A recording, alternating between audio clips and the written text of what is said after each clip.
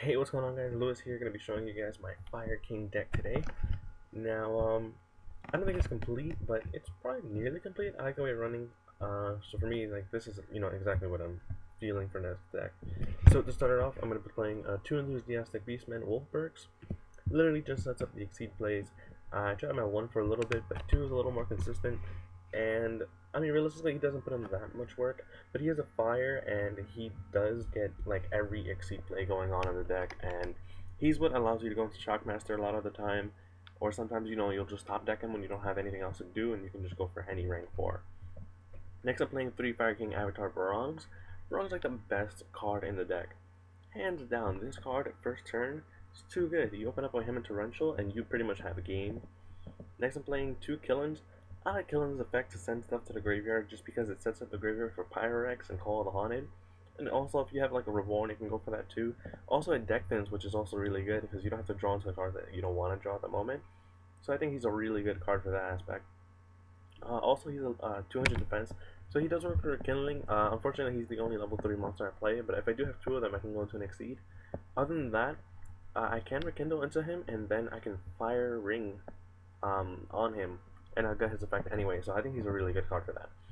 Next, I'm playing 2 Fire King Avatar Yakshas. Yaksha's pretty good. Honestly, her effect is kind of clutch, in my opinion. I rarely ever use it. Normally, I just summon her, or I'll send her to graveyard with Killing just so I can get like the Rekindling play off. But when her effect does come in like to effect, it's pretty good. You get to like destroy your Garunix or any other Fire King that you want. And I guess I don't have any complaints for it, but I've seen a lot of people run 3 of like Yakshas. They're like, oh yeah, Yaksha's like the best one. I don't feel like that at all. Honestly, I could play this deck without Yaksha. I don't care about Yaksha. Just give me Barong and I'm set for life. Next I'm going to play, of course, 3 Fire King High Avatar Garunix. Garunix is just stupid broken for no reason.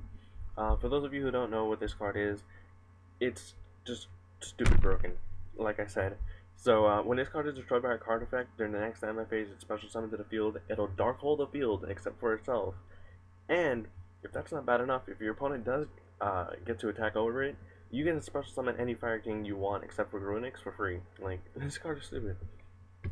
Next I'm playing 1 Goka, the Pyre of Malice. I like Goka because he's pretty much a free 22 beater.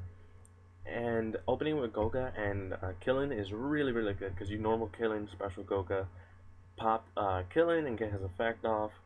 Also, you can do that just, if you want to pop like your own Fire King monsters just to get their effects anyway. You're like, who cares, just pop it. Next I'm playing 1 Pyrex. Honestly guys, I won't lie to you, I rarely ever get the effect of Pyrex off. Normally I do trade him in, but I do like him in a deck because he's clutch. There's been times where like I can't get over Tragodia because Tragodia is too strong or something, and I'll just go Pyrex. Bye, Trag. Because that's the one thing this deck does have trouble getting over sometimes. It's going to be monsters that have higher attack. Because if your opponent has a monster with higher attack, they're less inclined to destroy your cards by card effect.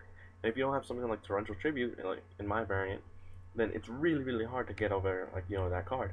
And Pyrex just kind of helps out with that. And if he is dead, you can always trade him in like I usually do. Next I'm playing 2 Sacred Phoenix with Nephthys. This card is like Runix except it Heavy Storms the field, and why wouldn't you like Heavy Storm for free? Then I'm playing 1 Maxi. Maxi is Maxi, I'm playing 3 Fire King's Fire Ring.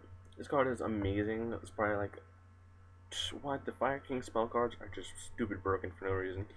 So 3, I definitely recommend 3. 1 Foolish, just to dump out whatever you need. If you need like a Barong in the grave for the Wolfberg play, or if you have a Call of the Haunted and you want to get like a Garunix out, or just something like that, you can go ahead and play that.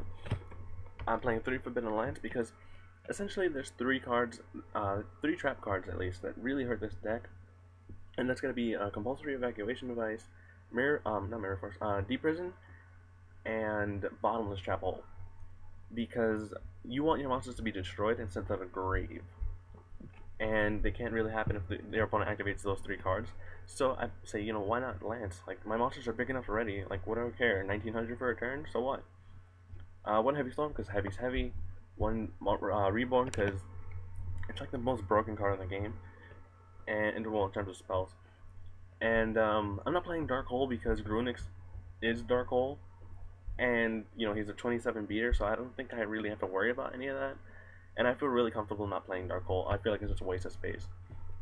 Next, I'm playing 3 Onslaught of the Fire Kings. This is the second Fire King spell card, and this card is stupid. If your opponent controls more monsters than you do, well, if your opponent controls monsters and you don't at all, you just drop whatever fire monster you want. Like, that's in this deck, except for Fire X. Pretty much you can summon anything you want. And then it's destroyed at the end phase, and then during the standby phase, it gets its effect. I'm playing 2 Duality because there's times where you get a really slow play out, like use special summon Grunix from his own effect, and then after that, he won't get destroyed for a card effect for a while.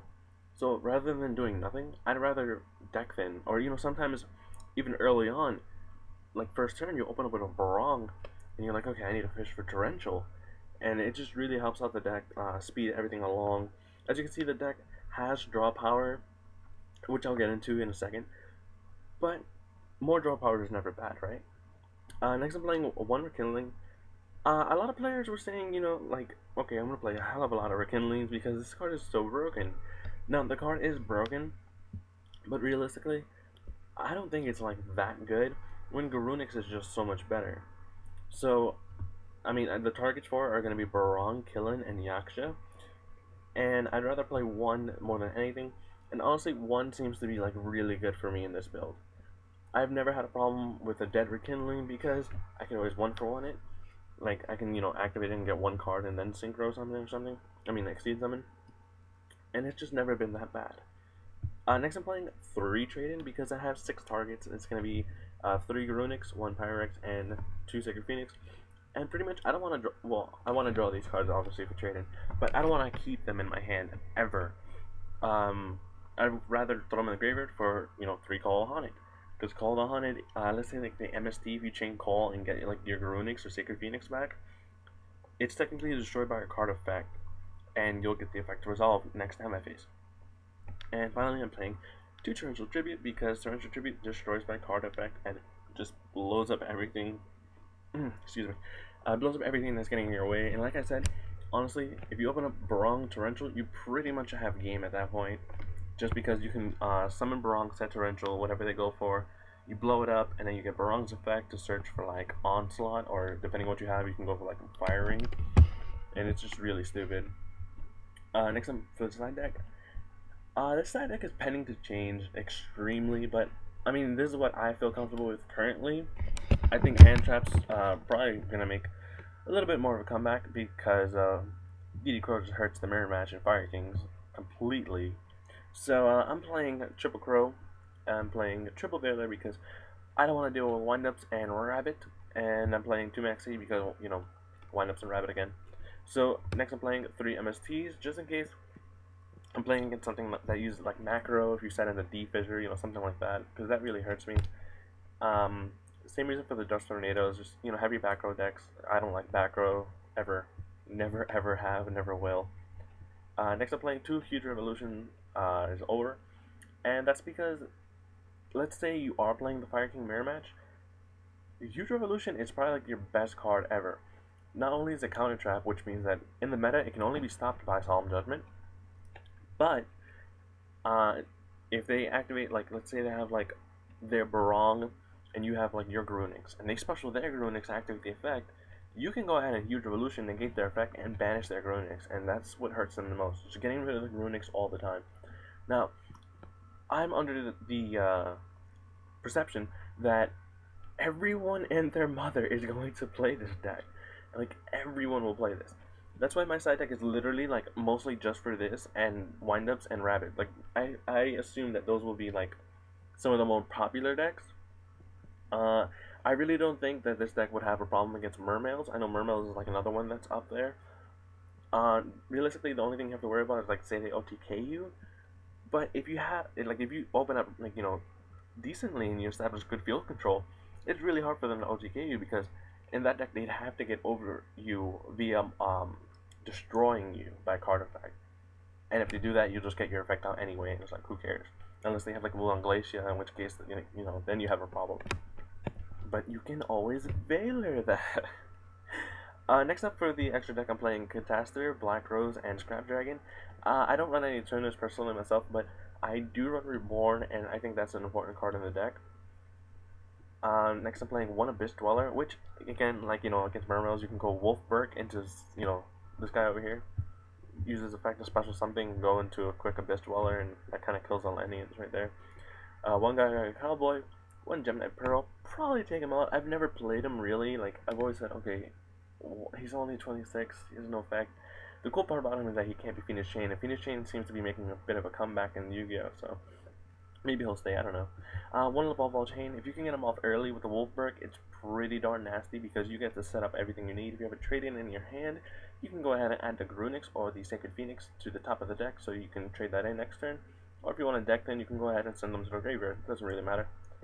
I'm playing one Levier, one Maestroke, one Shockmaster, one Utopia, one Black Corn, one Papil Operative, one Tempo, and one Zen Mains.